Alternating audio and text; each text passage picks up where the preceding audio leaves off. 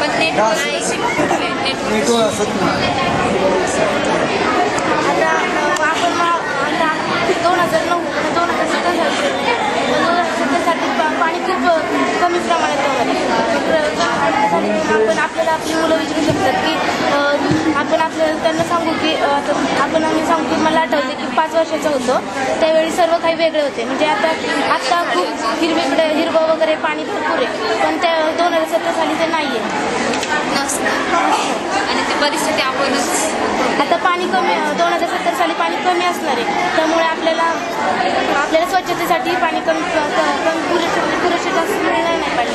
त्यामुळे आपल्या केसांची शक्ती करायला पाहिजे. त्यामुळे आपल्याला त्वचा साफ आणि आपल्याला त्वचा साफ करण्यासाठी तेल वापरावे लागेल.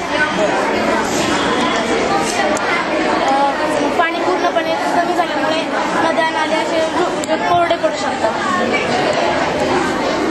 आता आपल्याला पाणी वाचवा ही मोहीम सरकारने सांगितली, पण आम्ही त्यांचा काही उपयोगच केला नाही. असं आपण 2017 साली शाळेत केलं पाणी वाचवायचं.